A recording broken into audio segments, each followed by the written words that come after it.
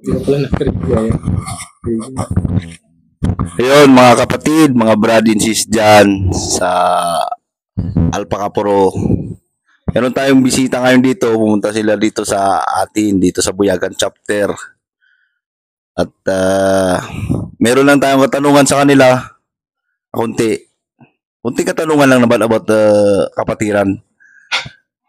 Tatanong ko muna sa kanila kung ano silang chapter. Ikaw muna, sis. Anong chapter ka? Session Road, Vision Road, Baguio City. Baguio City.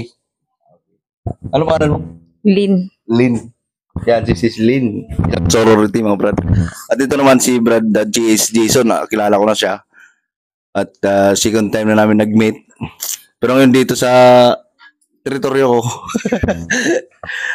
Ngayon siya nakapunta dito. Kaya interview na natin.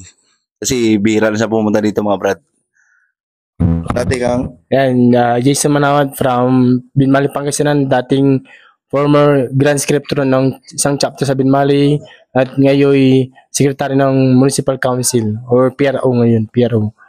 Yan, sa Binmali. Talagang halatang Pangasinan. Natulo pa lang ng pananalita. Ayan. Unahin muna ako dito. Pwede naman nagsabay ko kayo, no? Tanong lang. Oh. Kunti lang, yung makikita naman siguro sa mga vlog ko.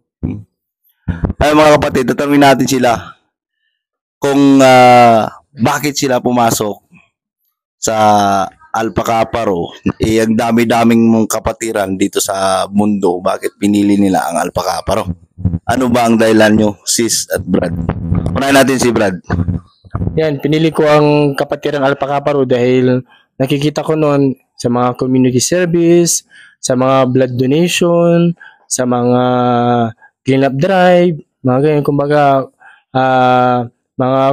walang alsawang pagtulong sa isang malawak na komunidad or sa isang council. Kaya napili ko rin. At the same time, nagpapakain, feeding program, yun yung masaya sa kalooban na napapaligaya mo yung isang tao, isang bagay na napapakain mo o napapa-feeding mo. Sa kunting or mali na pasasalamat lang na thank you sa isang Alpaca Puro na member. Yan, isang malaking karangalan o isang masarap na pakiramdam na ngiti at pasasalamat na binigay ng mga sibilyan o mga tao na binibigyan natin ng serbisyo totoo at walang bayad, libre po. Yun yung masarap sa pakiramdam na maging Alpaca Puro. Kaya pinili ko dahil talagang active ang Alpaca Puro since nung naano ko sa community namin sa Pangasinan. Kaya pumunta ako or sumali ako sa kapatid ng Alpaca Puro. Kaya yun yung nagustuhan ko, sumama. Ayun, narinig natin mga Brad and sis. Napakagandang sagot ng Brad natin kung bakit pumasok siya sa ating mahal nating kapatiran. Ito naman si sis naman tatanungin natin. Sis Lynn. Hindi meron. Kasi baka meron. Ano? Mga kahit isa lang, gano'n. At gano'n. Kaya ako po pumasok sa Alpaca Puro. Gusto ko lang makatulong sa kapatiran, ganun. Tapos yung pagkikisama, ganun din po. Tapos sa Parehas lang din. pares din po. Okay, narinig natin mga Brad, no? Hansis sa mga kapatid. Okay. Ngayon, ang susunod na tanong ko, kailan ka na-survive? This Noong 2023. 2023? Okay. Ano ka ba? Na-recap ka ba sa chapter na Session Road chapter? Or diyan ka na nag-survive?